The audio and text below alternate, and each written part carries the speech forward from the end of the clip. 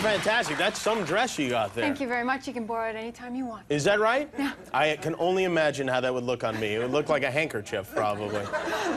How are you? Did I pronounce your name right? You pronounced it awesome, and Stana, thank you so much. Katic. Yes. Does anyone ever get it right? Barely, barely. In fact, on the way in, I had a bunch of people outside who were asking for an autograph, and they were calling me, Stana, Stana, can you please sign our fan pages? Stana's no. not necessarily what you're looking for, No, yeah. no. Is that the worst that, I mean, is that the worst that has been mangled, Stana? No, I went to a studio a few months ago, and you have to now get like drive-on passes in order to get into the studio. And when they finally did all the security checks and everything, they gave me my pass, and my pass said, Satan, Katic. Really? Yes. Wow. And well, they must have waved you right through, knowing Satan was behind the wheel. Yeah, that's got to be a pain to have to deal with all the time. Did you ever think about changing your name? Yeah. Well, you know, I go to Starbucks sometimes, and I give a different name because they ask you for your name, and then they stick it on the coffee cup. So they're like, can I have your name? I'm like, yeah, Maria Conchita Gonzalez III. And then, you know, by the time it gets to the point of them giving my coffee, you know, they're like, there's a caramel frappuccino from Maria Conchita Gonzalez III. I forget that that is me. And then eventually, hopefully, work it around to the And then point you of have to getting it. describe exactly what your coffee was, Yes. and hopefully, yeah. Well, that's, you know what? That's why dishonesty doesn't pay. No. You should always tell the truth. Definitely. Where are you from originally? I was born in Canada. Canada. You're Canadian. Yeah, yeah. Yes, yes. What part of Canada are you from? What part of Canada are you from? I was born just outside of Toronto. In a little steel mill town called Hamilton. Rocks out. And I understand, I don't know if this is a Canadian thing, but Yeah. I was given this photograph of you participating in your hobby, which is falconry. And you're wearing what appears to be a Labrador vest there. You do falconry? I just started falconry, yeah. It's a fantastic sport. They do a lot of falconry down south here in California, and so I got an opportunity to go and When you learn say a bit. sport, Yeah.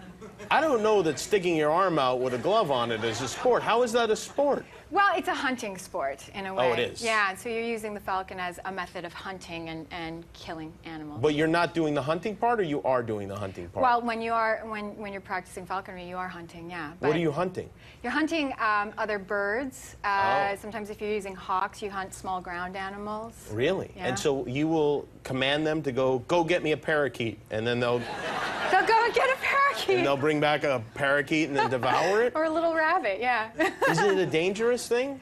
It can be dangerous. A friend of mine was telling me about one of the friend's wives being asked to put an eagle. They had an eagle. They had a pet eagle on the perch, and the friend was going off to work. He's like, "I don't have time, honey, to take care of the eagle. Can you put it on the perch? No problems." And so she goes to put the eagle on the perch, and as she was leaning over to tie up the bird just clawed her.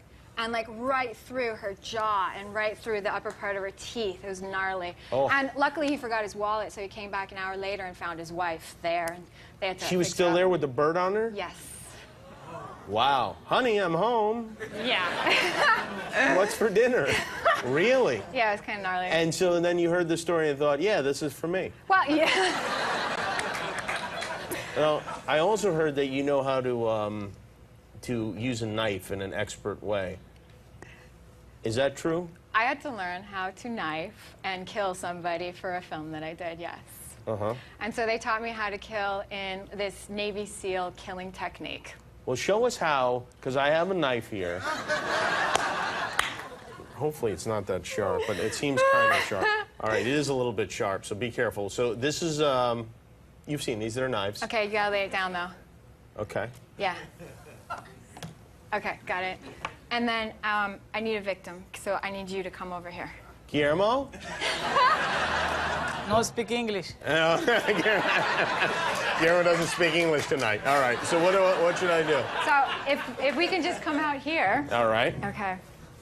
So basically what you do is, let's say I was coming and doing like a run on my attacker, right? So I come down here and I'd stab him in the neck here, and I give it a little bit of a swish to dig out anything that's there and let the blood start gushing. And then I make a smiley face across his neck, stab him in the back, and hopefully by then I'd have my knife in the back of your head, and you'd be like kind of falling forward. Yeah, and then probably. I'd guide the knife over, and you'd be coming around and then falling to the ground eventually, hopefully. So let's say you're coming down the ground. Okay. Okay. I meet you down there. This part I like. All right. Now, wait a minute. Should I take off my pants? Because that's what I would do if this was a real death type situation. And then I knock out each aorta down here, or each artery down here. Oh. And then I kind of like pump on you so that you squeeze out all of your blood. And then hopefully you're dead by then. Well, yeah. I know. Okay, now show me some other things down here. Oh, all right. Well, then I'm dead. See, Kimmel, you should have done that. Thank you. Thank you. Let me just take that knife. Oh, sure. Yeah. Okay, good.